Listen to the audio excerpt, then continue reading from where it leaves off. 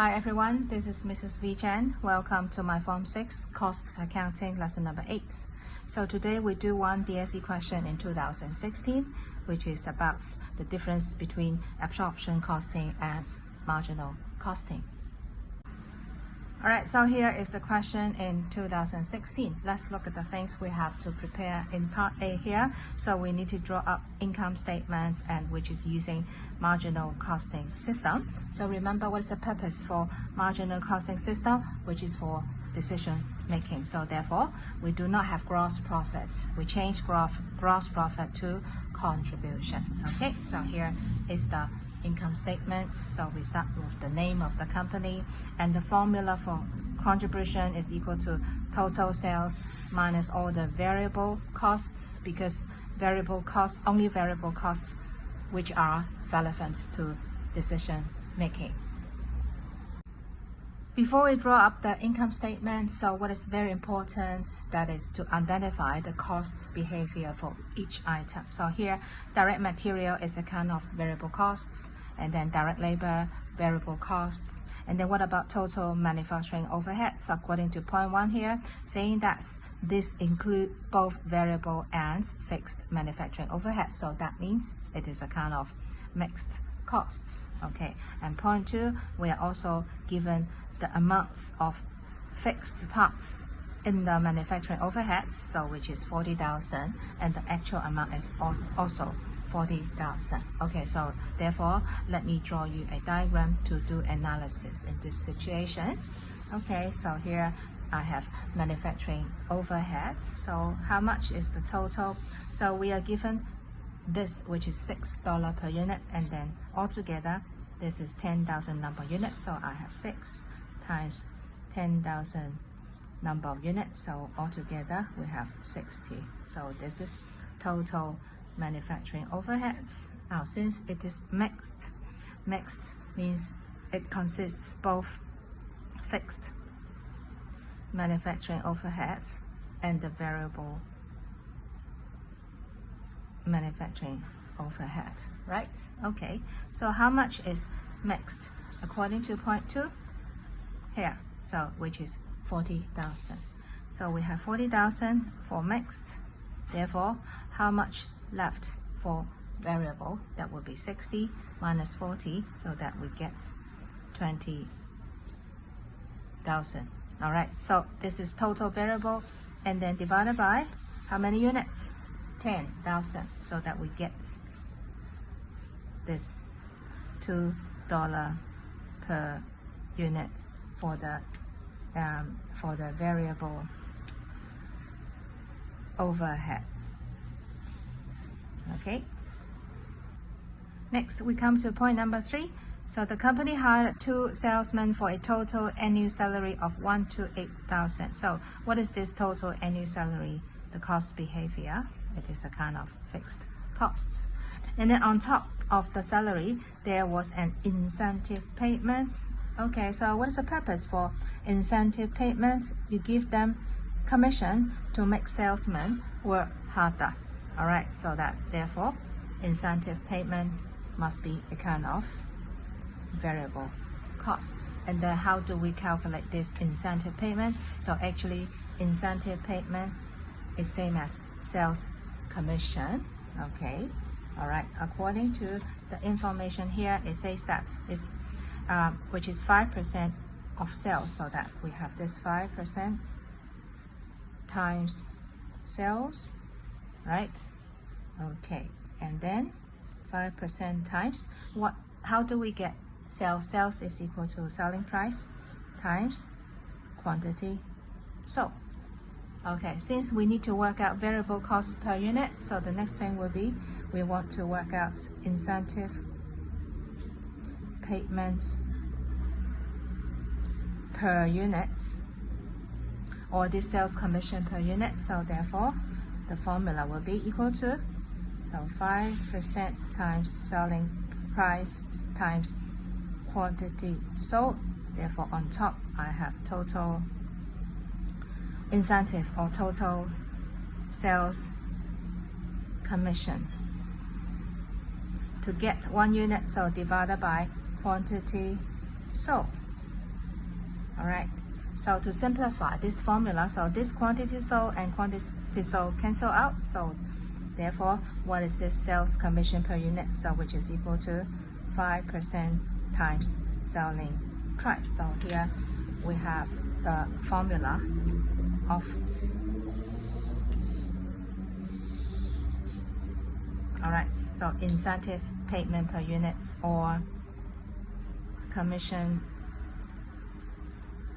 sales commission per unit, which is equal to 5% times the selling price. Okay, like that. Okay, so next we have selling price, which is $60 per unit, and then number 5, actual production and sales. So this is 10,000 number of unit produced, but we only sell 9,000. So that's the difference is the closing inventory. So therefore, in this question, we have closing inventory. So therefore, what do you think about net profits under absorption costing and under marginal costing? Must be same or not same? Must not be the same. Okay. So and anyway, how many units for closing inventory? So which will be the difference between this 10,000 and 9,000? So that will be 1,000 number of units. Okay, so after identifying the cost behavior for each item, now we can work out income statement. So sales is equal to selling price times quantity. So selling price is 60 here, right? And then times quantity sold, which is 9,000 number of units. So here 9,000 number of units. And then now we need to work out variable cost per unit times this quantity sold. So here is my workings for total variable costs per unit. Oh, if it is per unit, then we don't have the word total here. So just variable cost per unit. Okay, so we have direct material, okay, given $18. So 18. And direct labor, which is 12. But be careful, this 6 consists of both fixed and variable, so that we need to refer to the analysis here. Actually, the variable manufacturing overhead per unit is $2. Okay, and finally, we have this sales commission point number 3, and the formula is equal to 5% times the selling price. And how much is selling price? Which is 60. So times 60. All right, so what is 60? 60 times 0.5, which is $3. Okay, so altogether, I have variable cost per unit, 18 plus 5, so which is 35. Okay, so I go back this 35 here. Variable costs per unit times 9,000. Okay, so therefore we have this contribution, which is equal to sales minus total variable costs, and what's left in the income statement, that will be fixed costs. So we have two kinds of fixed costs. So point number 2, we work out this, we are given this 40,000 as fixed manufacturing overheads, and also point 3, we have this salary paying to salesmen, which is also fixed. So this is again under marginal costing. So all fixed costs to be treated as period costs, because we are doing income statements under marginal costing. And the purpose for marginal costing is for decision making, and fixed costs are not relevant to decision making. Okay, so next we come to B1 here to calculate inventory as at 31st December 2015. And this is also the closing inventory. And in this question, since we produce more, which is 10,000 number unit, and then we only sell 9,000, so we have how many left? We have 1,000 unit left. So now we need to work out the value of closing inventory. So here is the diagram about closing inventory. So closing inventory under absorption costing and then under marginal costing. So which one will be always bigger? So closing inventory under absorption costing will be always bigger, because we have both variable costs and fixed costs being counted as product costs, but here we only have variable costs, as variable costs are only relevant to decision making, right? Okay, so this is the idea to that, right? So let's look at the product cost under this marginal costing. Consists of what? Consists of, if we refer to the workings just now. All right, the things related to production, related to product costs will be this three. So these three things are the product costs under marginal costing system. So therefore we have direct material, we have direct labor, we have variable overheads. So how much is that? So that would be 18, 12, and 2. So therefore altogether, so that is 30. So how much is that? 18 plus 12 plus 2. So that is 32. All right, so this is under marginal costing system, product costs. Okay, here is product costs under absorption costing system. Okay, all right, so not only direct material, direct labor, variable overheads, but we also have fixed overheads. Okay, so let me repeat these three: 18, 12, 2 for variable overhead. What about fixed overhead? Again, we need to go back to the analysis of point 1 here. So this is the fixed part altogether, which is 40,000, divided by how many units produced it, which is 10,000. So fixed per unit will be $4 per unit. So here I have 4. So you can see, so I have 32 plus 4, which is 36. Okay, so the final answer to this B1 will be the value of closing inventory under absorption costing. So we have this product cost per unit, which is 36 times. So how many units left, which is 1,000 for closing inventory. So here I have 1,000 number of units. Here is also 1,000 number of units. So altogether, okay, the closing inventory under AC absorption costing is 36,000. So here is 32,000.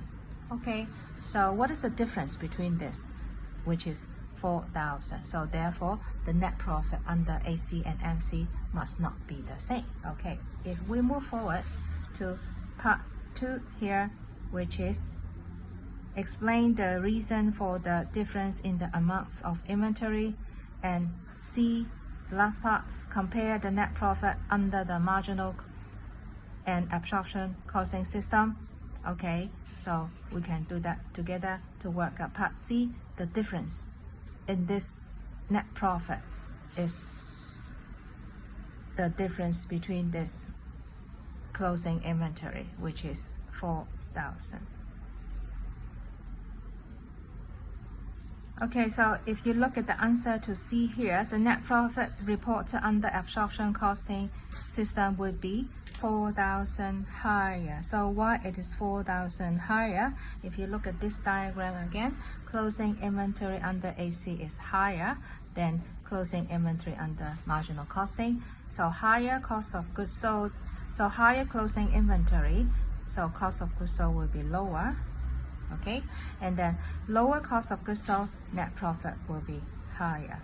All right, so therefore here is 4,000 higher. So why 4,000? It's because we have closing inventory, which is 1,000, and the difference is due to we have this factory overhead $4 being not included under marginal costing system.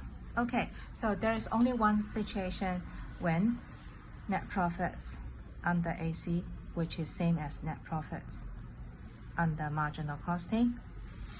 Under what situation? When we do not have, there is no opening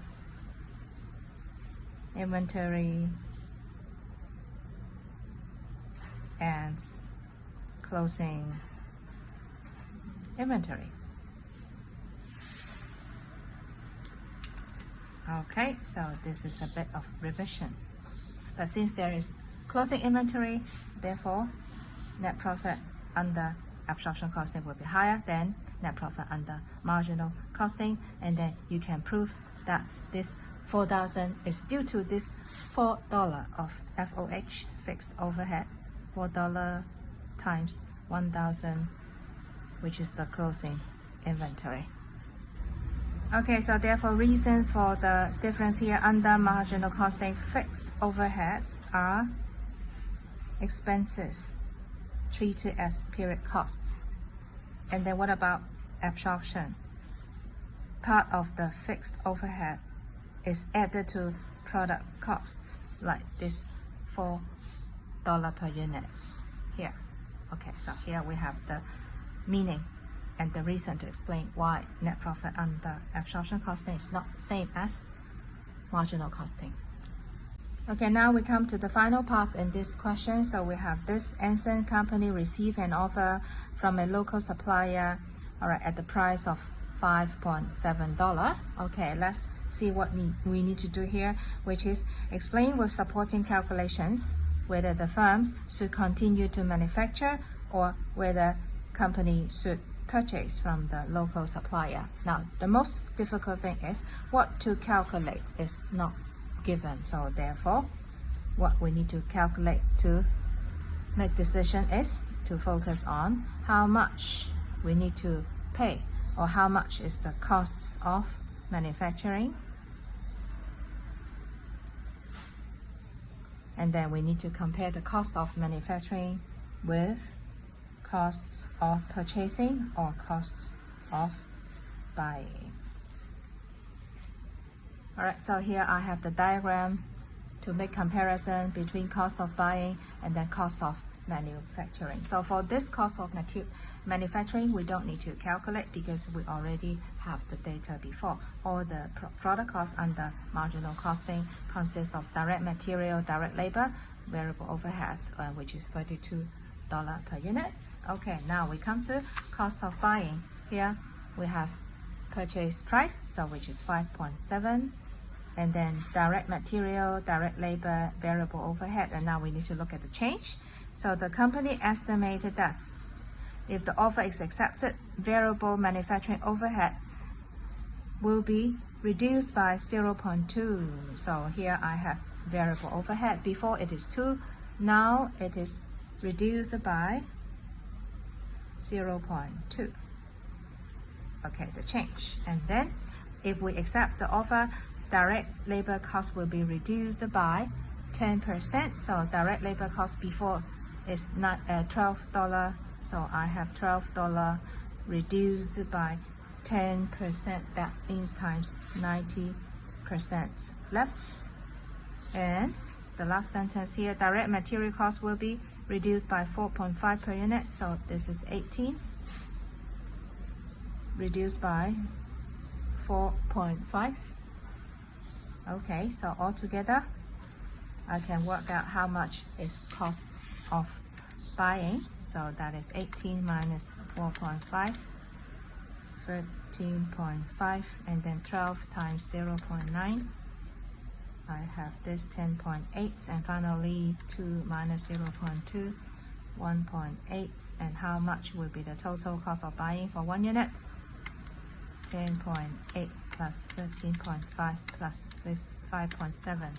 Alright, so 31.8. So therefore, you can see which one is lower. This one, cost of buying, is lower. So the choice would be, we should choose to buy the component from the supplier instead of producing the products. However, there is another way to get the answer, and which is also faster. Okay, so we focus on the difference in the change. So, okay, so we have the cost of purchase here, 5.7, because before we don't need to spend this purchase price, 5.7.